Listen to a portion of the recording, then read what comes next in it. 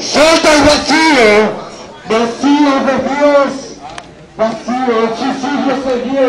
Nadie me escuchó cuando saltó y todos se asustaron, pero solamente fue un susto pasajero en este verso. En este ruido de oídos unidos, 1, 2, 1, 2 y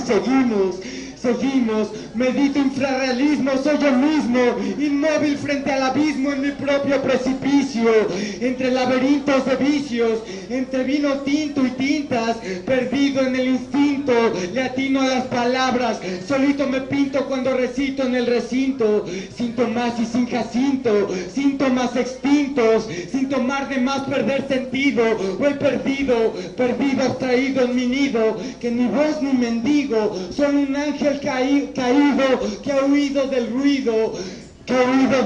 escondido de los ídolos del olvido, el olvido que nadie escuchó. Entre tanto, otro canto al diablo que es santo, la risa que es un llanto con que quebranto al espanto. Entre tanto y tanto más tengo, entre tanto y más cifras de cifras, tras el disfraz de las frases, parafrasea entre compases al compás de las bases que haces. Capaz eso no es lo que oyes, lo que ves, si está al revés, 2 más 1 son 3 más 3 son 6, como los 6 picos de la estrella que estallan 1000 rayos de soles solitarios. Horas a solas sin horarios, sin salario, van varios días en el calendario, pero yo no me callo, yo estallo, yo me debrayo, yo no me callo, diario fumo gallo rayado, vaya donde vaya, en la montaña o en la playa, más allá de esas murallas, la falla está allá en la pantalla donde se tallan las telarañas, todas las mentiras y patrañas de antañas historias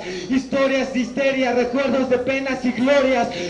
pasadas. Pasa y nada en el mar de la nada, mar de miradas heladas cual las alas de hadas sagradas, las almas que claman con calma al mar que las ama, amar a morir, amores amargos, amargo el calamar y la sal de la mar, amar a Mariana y Mariana morena, venena y envenena sin pena, ven a abrirme tus piernas abiertas, frenéticas chicas modernas que llegan y llaman y prenden la llama en la cama, damas que aman semanas, ay mamita, me mamas sin manos con ganas